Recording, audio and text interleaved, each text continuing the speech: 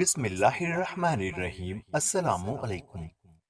میری شادی کو ہوئے 5 مہینے کا وقت گزر گیا، لیکن میں ابھی تک حاملہ نہیں ہوئی تھی۔ میری ساس ہر وقت مجھے تانے دیا کرتی تھی کہ کیا تم بانجھ ہی رہو گی، تمہاری اولاد کیوں نہیں ہو رہی۔ میں نے بہت سے حکیموں اور ڈاکٹروں سے دعا لی، ہر کسی کو چیک اپ کروایا، لیکن کوئی فرق نہ پڑا۔ ایک روز میں کچھ دن رہنے کے لیے اپنی ماں کے گھر چلی گئی۔ وہاں پر جب میں نے اپنی ماں کو یہ ماجرا سنایا تو میری ماں بھی پریشان ہو گئی۔ پھر میری ماں مجھے ایک پیر بابا کے پاس لے گئی جو کہ اس طرح کی ادویات اور تعویذ وغیرہ دیتا تھا۔ اس نے جو کچھ مجھے دیا میں لے کر گھر آ گئی۔ اس نے مجھے 2 عمل بھی بتائے تھے، میں کرتی رہی لیکن پھر بھی کوئی فرق نہ پڑا۔ میری ساس تو اس قدر مجھ سے ناراض ہو گئی تھی کہ اس نے کئی دفعہ میرے شوہر کو یہ بولا تھا کہ تم دوسری شادی کر لو، جبکہ میرا شوہر مجھ سے بہت محبت کرتا تھا۔ وہ میری ساس کو یہ کہہ کر ٹال دیتا کہ اگر اولاد ہونی ہوگی تو اسی میں سے ہوگی، اگر نہیں ہونی تو کسی میں سے نہیں ہوگی۔ میرا شوہر میرا بہت خیال رکھتا تھا، حالانکہ میں بانجھ تھی، پھر بھی مجھے ہر خوشی دیتا تھا۔ ایک دن ہمارے محلے کی ایک عورت کو جب اس بات کا علم ہوا کہ میں بانجھ ہوں تو اس نے میری ساس کو ایک پیر صاحب کا ٹوٹکا بتایا جس سے ہر بانجھ عورت حاملہ ہو جاتی تھی۔ میری ساس نے وہ ٹوٹکا سن لیا اور جب میں اپنی ساس کے پاس کھانا لے کر گئی تو اس نے مجھے وہ بتا دیا کہ یہ عمل کرو، اس سے تمہاری گود بھر جائے گی۔ میں نے ایسا ہی کیا اور ساس کے بتائے ہوئے ٹوٹکے سے میں حاملہ ہو گئی۔ جب میں نے یہ خوشی اپنی ساس کو بتائی تو میری ساس کی خوشی کی کوئی انتہا نہ رہی۔ میری ساس میرا اس قدر خیال رکھنے لگی کہ مجھے بیڈ سے بھی پاؤں نیچے نہیں رکھنے دیا کرتی تھی، میرے لیے ہر چیز کا انتظام کرتی تھی اور میرے کھانے کا خیال رکھتی تھی۔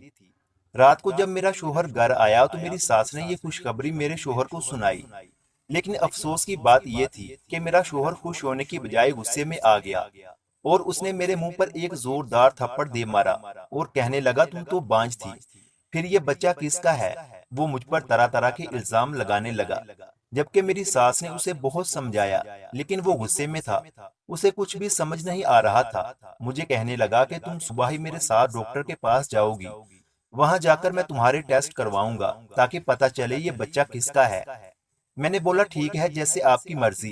جب صبح ہوئی تو ہم ڈاکٹر کے پاس چلے گئے، وہاں جا کر میرا ٹیسٹ کروایا گیا اور جب رپورٹ آئی تو پتہ چلا کہ یہ بچہ میرے شوہر کا ہی تھا۔ میرے شوہر کو پھر بھی یقین نہیں ہو رہا تھا تو میں نے اسے بتایا کہ تمہاری ماں نے مجھے ایک ٹوٹکا بتایا تھا جس پر عمل کرنے کے بعد میں حاملہ ہو گئی ہوں۔ اس سے پہلے بھی میں نے کافی ٹوٹکے آزمائے تھے لیکن کسی نے بھی کوئی اثر نہیں کیا، لیکن اس بار تمہاری ماں نے ہمسائی کے کہنے پر ایک ایسے پیر صاحب کا ٹوٹکا بتایا تھا جو بانجھ پن کا شرطیہ علاج تھا۔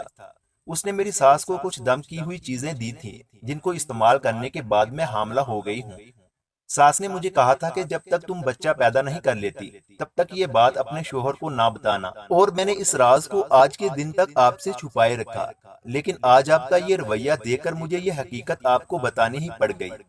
یہ سب جان کر میرے شوہر کو اپنے کیے پر شرمندگی ہو رہی تھی اور جو الزام اس نے تھوڑی دیر پہلے مجھ پر لگائے تھے اس پر مجھ سے معافی مانگنے لگا اور پھر مجھے خوشی سے گلے لگا لیا کیونکہ وہ باپ بننے والا تھا، اس کے گھر خوشیاں آنے والی تھی۔